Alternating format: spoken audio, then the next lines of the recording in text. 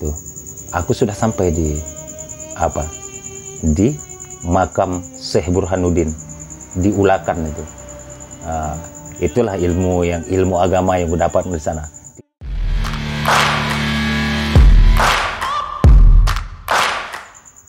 Mulai aku mencari pengalaman lain lagi. Ingin menuju ke kota besar Sumatera Barat, yaitu Padang ya. Kepingin rasanya dengan gajiku, dengan modalku, dengan uang yang ada di sakuku, berangkat aku sendirian.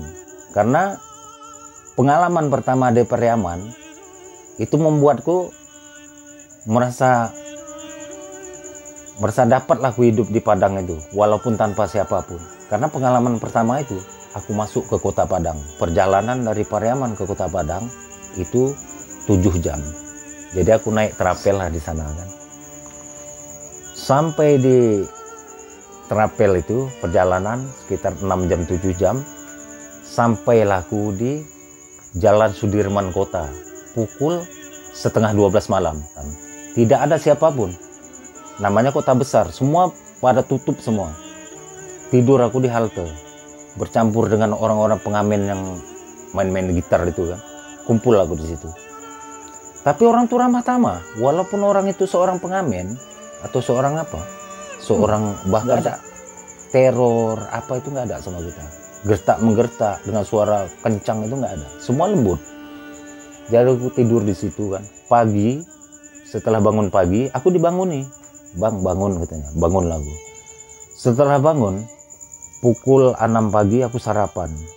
Sarapan di masjid, namanya Masjid Mutatahirin di pasar Jalan Jenderal Sudirman.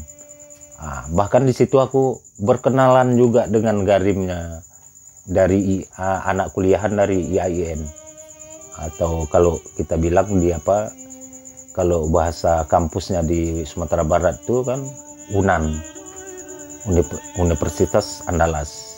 Setelah aku berkenalan dengan dia ada cerita agama, aku pun cerita agama, maka saling-saling masuk dengan cerita itu.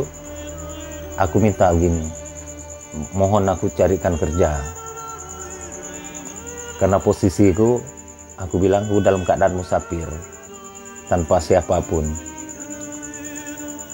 Berkat karena kita pun sudah kenal dengan orang itu kan, berapa 3 hari kita tinggal kan, dicarikanlah aku kerja. Waktu itu kerjaku jauh dari kota Padang itu, jauh, namanya Koto Tangah. Koto Tangah tuh melewati Teluk Bajur, melewati jembatan Siti Nurbaya. Koto Tangah itu udah hampir ke ujung. Di situlah aku membuat perumahan. Kebetulan aku berjumpa dengan orang Medan, orang Jawa juga dari Medan kan. Di situ. Tapi sungguh berbeda gini. Kurang berkesan aku waktu itu di Koto Tangah itu. Sebab apa? Koto Tangah itu Sumatera Barat memang, Padang itu. Tapi kultur sama budayanya udah beda sama Pariaman itu. Kultur budayanya udah sedikit modern. Jadi ya seperti aku merantau di situ, seperti daerah. 3 bulan aku bertahan di Koto Tangah itu. Sampai di Koto Tangah, jadi kepingin pindah. Aku carilah kerjaan pas di Koto Padang, di Pasar Raya namanya. Di situ aku berkenalan juga dengan seorang pekerja bengkel. Dia datang dari Medan kan, bekerja di situ. Dan aku alhamdulillah ya, kalau Sumatera Barat, kalau untuk mencari satu pekerjaan ya, paling mudah. Asalkan kita tuh tak berbuat yang aneh-aneh, yang nggak nggak berbuat jahat, yang selagi kita baik-baik aja, jalan lurus. Kita cari setengah hari, sebelum sampai setengah hari itu udah dapat pekerjaan itu, ada aja pekerjaan. Disitulah aku kerja di Balai POM.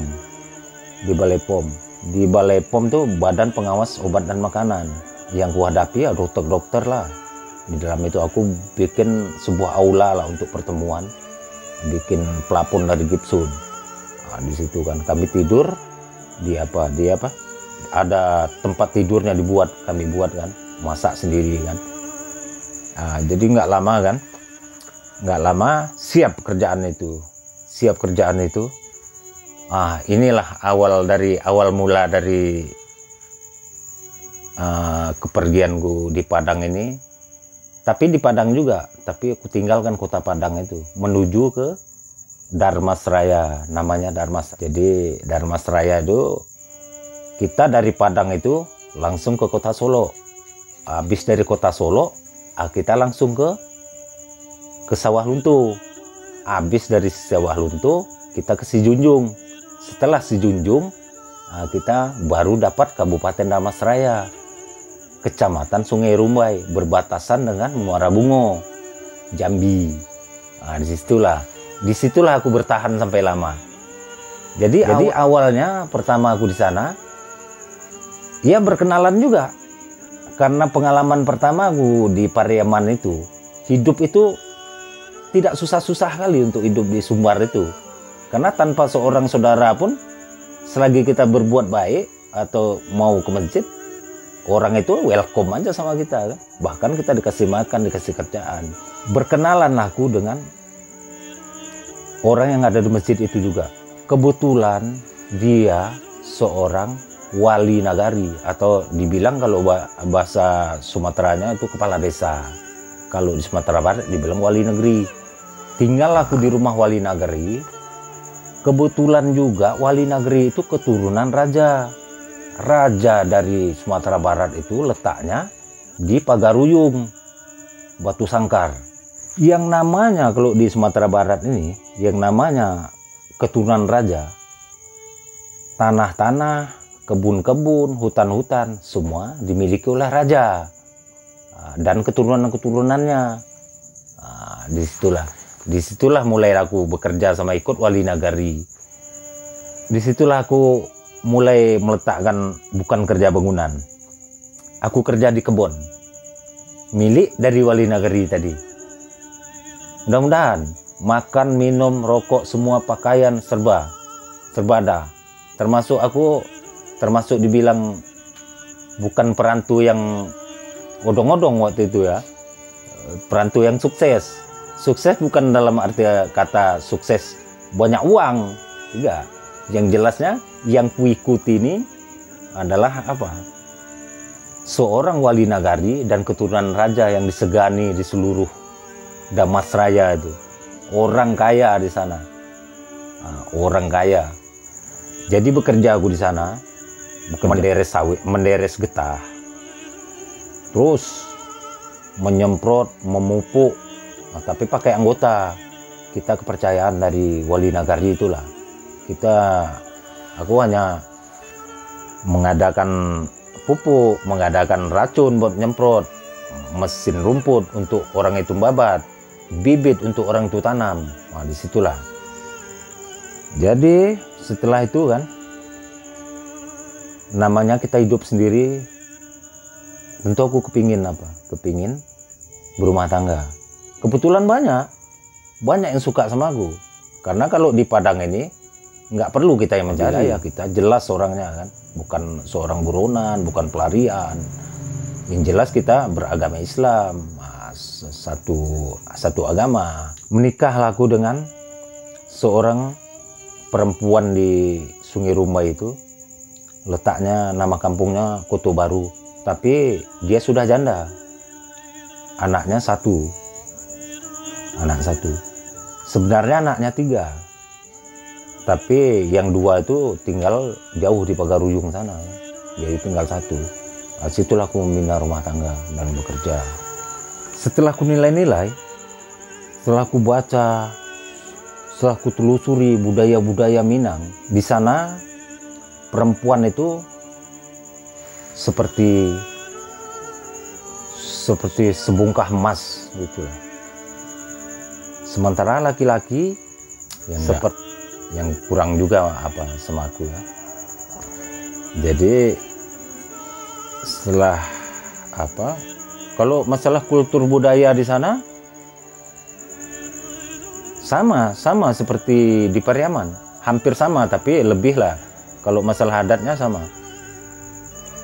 Kalau berkesannya kurang ada. Karena apa?